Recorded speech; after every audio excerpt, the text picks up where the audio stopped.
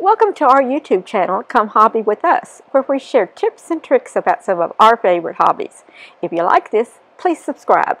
Everyone makes their gumbo a little different from everyone else. This video is how I make a tasty gumbo that is not very spicy. We let each person spice their bowl as needed. I learned to make this gumbo from my mother, who learned from her mother, who learned from her mother. I am a descendant of the first settlers of Louisiana and from the French people of Arcadia, so I'm sure this recipe goes way back. My parents owned a Cajun restaurant, and this was one of the most popular items on the menu. I hope you enjoy this video.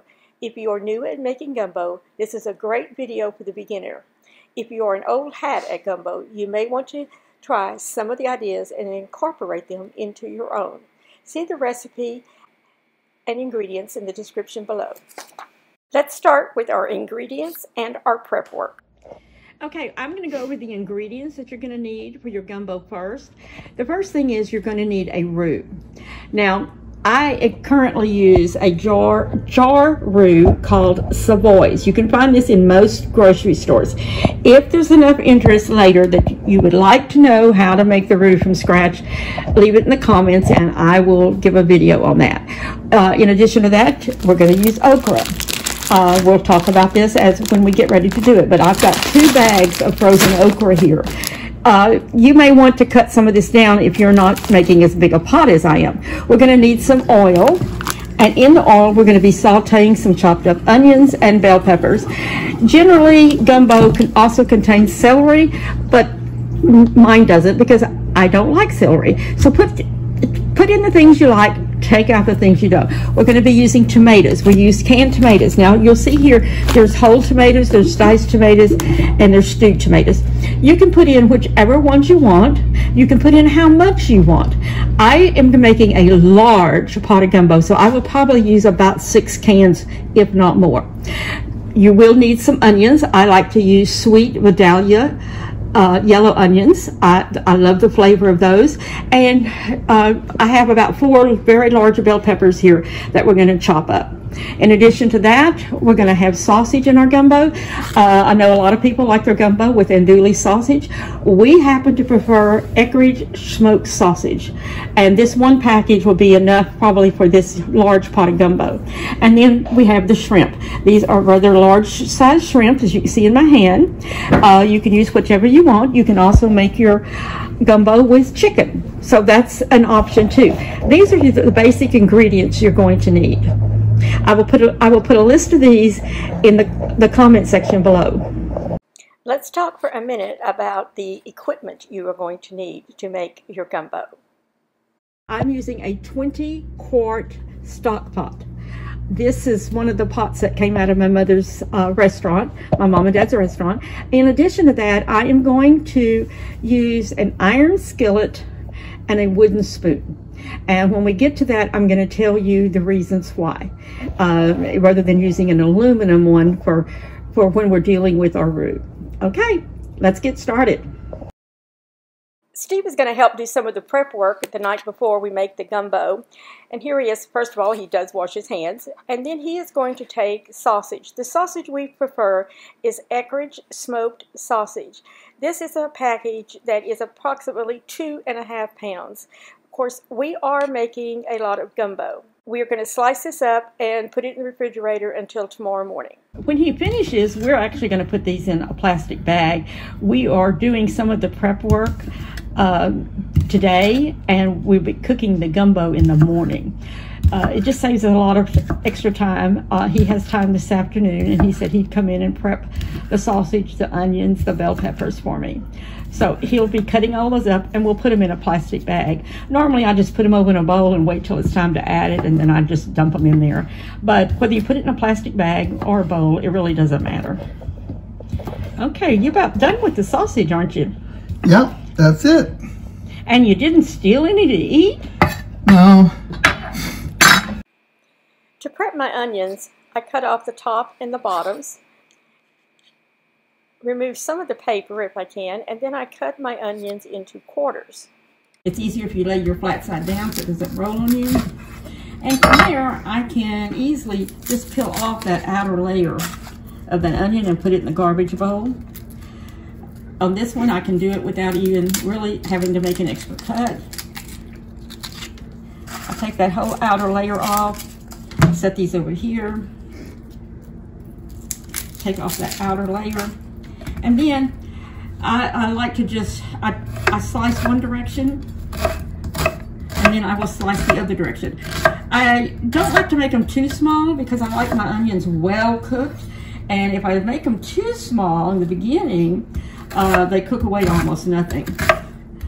So just to give you an idea, and I don't worry about irregular cuts. This is not for a restaurant, this is for us. You'll see I have some pieces here that are very much different sizes, but that's okay, all right?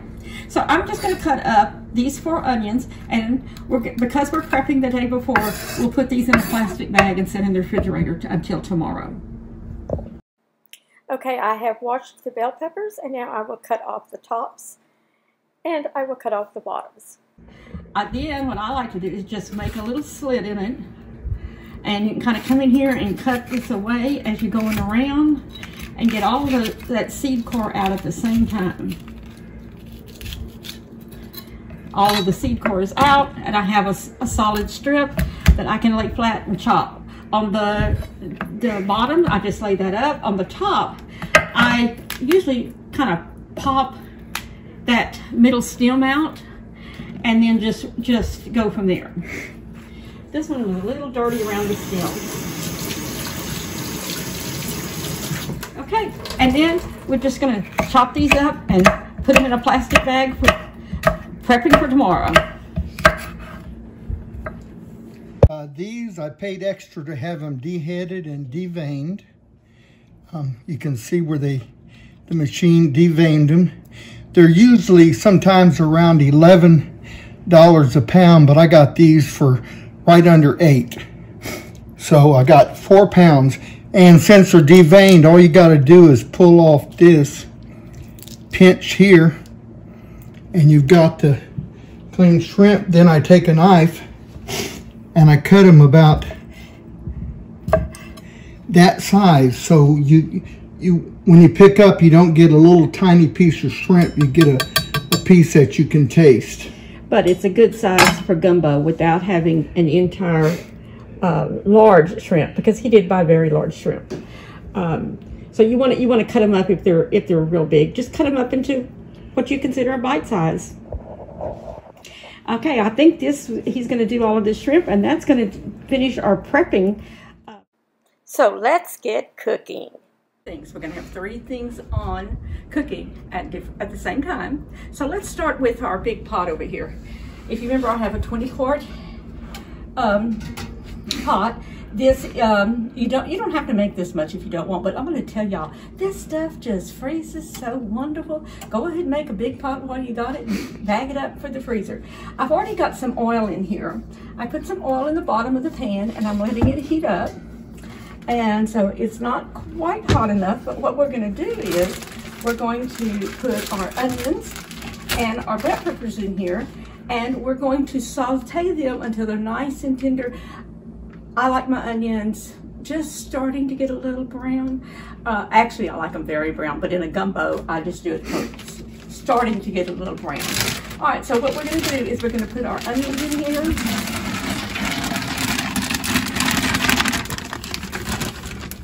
And our bell peppers. These were all prepped yesterday. It's a lot easier if you do your prep work early on, okay? Then we're just gonna stir these around, and the heat is on, and they will start sauteing while we're working on some of the other stuff. So you can see I've got a good mixture in here of onions and bell peppers. Okay, now let's get our next ingredient ready.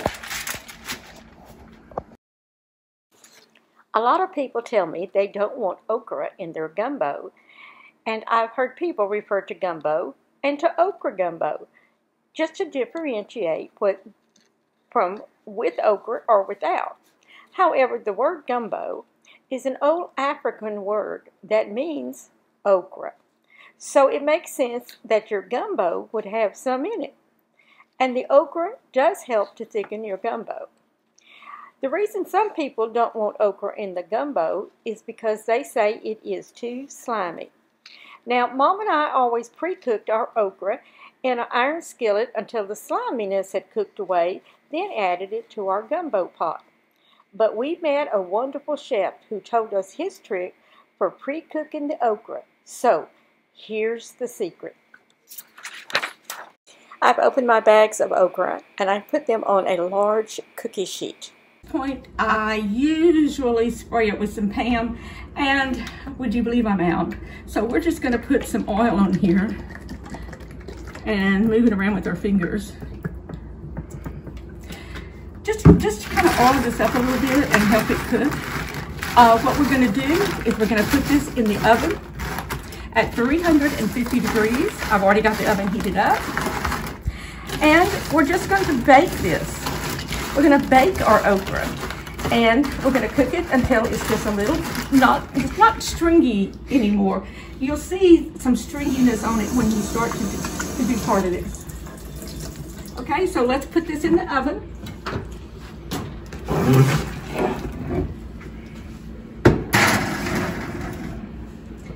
And that can cook while our vegetables are sauteing. Now, let's get the third thing we want to have going in the beginning, and let's get that put on. First, you make a roux. And a roux is nothing more than your fat or your oil, butter, oil, shortening, and flour. And you cook those together until it becomes nice and creamy. And what this does is the roux, when you use a roux in your soup, that's what gives it the thickness that becomes more of a stew and a gumbo, because it helps thicken. Traditionally, my grandmother always taught me, my mother taught me, to always make my roux in an iron skillet and to use a wooden spoon. And I know people that don't do it this way, they use other things, but I did find on the internet where it said the reason that this was done like this is the flour and shortening making into your roux is actually a chemical reaction that you're creating with the heat, the flour, and the oil.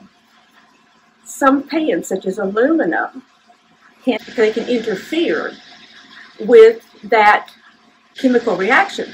So I just stick to the old ways because I know they work. And I always use an iron skillet and a wooden spoon. However, today, we're going to take a cheater's way out. We're going to use a purchased roux that I got at the grocery store. This one is called Savoy's old-fashioned roux. I absolutely love it. If your grocery store doesn't carry it, ask them for it.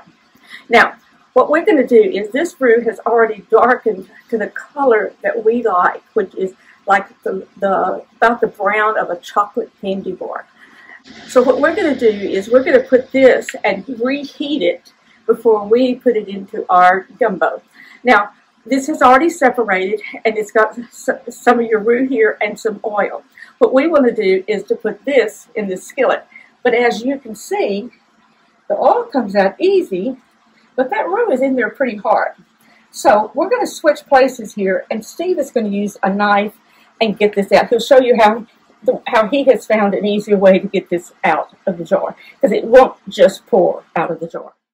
To get the roux out of the jar, I take a knife and I go around the outer edge of the jar, and then I slowly start pushing the roux into the center of the jar. Then I pry the roux out into the pan, and that's all it takes. Thank you, Steve, for getting the roux out of the jar for me. I will just keep this on the stove on a low heat until all of this has melted and become one creamy, chocolatey looking. You look over here, our vegetables are cooked down. They have simmered. They're not that brown look yet, but this is really, really good because these are going to cook even more as the gumbo cooks. All right. So what we're going to do next is to our vegetables here, we're going to add our tomatoes. Now we've already opened the cans. This is 1 can of stewed tomatoes. You want this in here, juice and all. Here's the 2nd can of stewed tomatoes. I'm putting 6 cans, and these are the 28-ounce size cans of various tomatoes. Here's a can of whole tomatoes. Mama used to like to take her fingers and kind of squish those up. We're just going to put them in there whole. This particular one, it was whole tomatoes with basil leaf in it. So if there's other things down in your tomatoes and they're already seasoned, that's great. Because as you'll notice, as we cook this, I will not be adding any seasonings. And this one was diced tomatoes. Okay, I have one more can of some stewed tomatoes. We're just going to add all of this in there. And we're going to stir this in. And this is going to be a lot of vegetables and tomatoes in this pot. And this is the way we like it. I hope my scraping of the spoon isn't distracting you, but this is what we end up with. Something that looks like this. And lots of tomato pieces. The next thing we'll do is we will add the roux to that. Let's go over and check our roux. Right here. You can see some of it's a little dark, but if we start stirring this around more, and you do want to keep a close eye on your roux because you don't want it to burn and stick to the bottom. You see this in here, it's starting to melt down pretty good. Let's give this just a couple of more minutes and we'll come back. Let's check on our okra. It's doing fine. The total time on your okra will probably be somewhere between 20 to 45 minutes. It depends on your oven, how much okra you have in there. With this much, it'll probably take 35 to 40 minutes to do the okra before we add it in. Okay, we've got our base going. We've got our tomatoes in there. We're about to add the roux, and then we'll add the okra. We'll add the sausage and the shrimp in just a little while. Looking very nice and creamy, and I think it's at a good consistency. You can see it sticks a little bit to the bottom, but it's where we can move it now. Okay, so I'm thinking that we needed a little more juice in here. Now, my juice level is probably about up to here, but I have so many vegetables in there, it's pretty thick. As thick as I have mine, I want to add a little water. So I'm just going to use one of these tomato cans and I'm going to add a couple of cans. Like I said, I have mine very thick. If you didn't have yours this thick, you may not need this. Come look at our consistency now, and you can see that it's a little runnier, okay? This would be a good thing to add when we add our roux in. All right, so here we go. We're going to add some roux. I'm going to turn the roux off. And we're just going to add some roux. I'm just shaking it down in there. Give it a stir.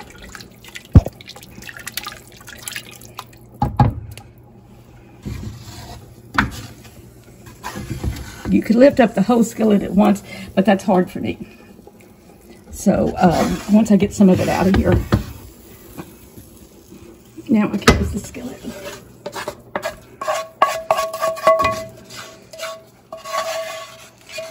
And you're going to soon start smelling that gumbo smell in your house.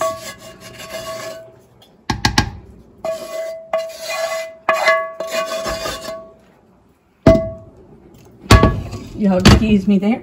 Now, I'm just going to stir this in very gently until it's all absorbed and you don't see any of the roux like you do here. Okay, we're just very gentle. We're going to let this, then we're going to let this simmer on our stove until we're ready to add the okra. We'll be ready to add the okra when the okra is ready. And we'll come back and check that again in about another 20 minutes from the time now that we've put in the oven. You can see now I've got most of this stirred in. You don't really see any lumps of roux. And you notice now how my liquid is taking on a little bit darker. There's a little bit of roux there. Let's get that dissolved in. We're going to turn this, we've had it on high. We're going to turn this just down to a simmer, and that's where it's going to stay most of the day. We'll come back in just a little while and put our okra in. Look at that nice brown flavor, that brown sauce you've got in there. That's our roux, and that is helping to thicken this up. Okay, we're gonna it's just gonna simmer all day. Now let's check our okra down here in the oven.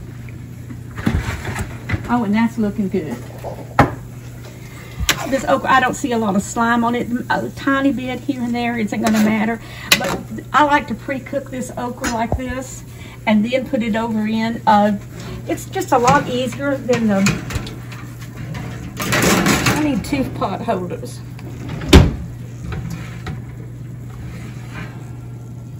We'll just set this up here on the stove top. And I'm gonna add this, and I like using my little scoop that I have. This came from, I think, Pampered Chef, but this helps me to scoop things a lot easier. At the end, I may use a spoon to get the rest of it, but.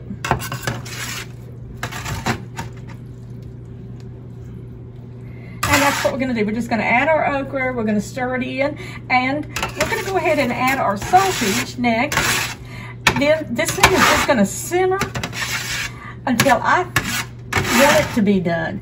You could eat this at this point. Everything in here is cooked, but I like for it to simmer even longer and get all the flavor I can. Oh, well, that's what making a mess does for you. It's kind of folding things in. We're not stirring hard. Oh my goodness, look at this gumbo coming together. My daddy would say, woo! I didn't tell y'all earlier, but my parents are both Cajuns, so I guess I am too. But my parents owned a Cajun restaurant a long time ago in Pasadena, Texas. They were such wonderful cooks, both of them. Dad owned the fire and the grill and Mama in the kitchen. And they opened a restaurant. And this was one of the favorite items at the restaurant. They all came from Mama's Shrimp Gumbo. And we're going to go ahead and add our sausage. And since we pre-cut this yesterday and sliced it up, all we have to do is dump this in the pot. Now, I don't add any other seasonings to my gumbo, and I'm just kind of folding these in so that I don't stir real hard. I don't add any other seasonings to my gumbo because the seasoning comes from the ingredients I have put in. The onions and the bell peppers help season, but this sausage that we use is very well seasoned, and because this is going to simmer in here for a while, we're going to get all the flavoring and seasonings from that sausage into our gumbo. Now, we do sometimes season our gumbo once we have it in our individual bowl, but this is how we make it. This is, everything's in here, but the shrimp, we're going to let this simmer a while. We don't want to put our shrimp in too soon because you can overcook your shrimp. All right, in just a little while, later today, we'll come in here and we will check add our shrimp. I'm going to put a lid on, but I'm going to leave it just slightly ajar. And I'm going to turn this simmer on my electric stove. It's down to number 2. Okay? Just in a little while, we'll have some gumbo. It usually takes 10 to 15 minutes for the shrimp to come around and get pink. But they're already pink, so. But I'm going to pour it in here, and we're not real hot on the gumbo. We've got a pretty good temperature, so it might take a little bit longer for it to turn the shrimp pink. But we're going to fold it in so we don't mess up too many of the tomatoes. And that is going to be good. Shrimp and sausage, you can't beat them. Steve and I like to serve our gumbo over basmati rice. In South Louisiana, this is called popcorn rice.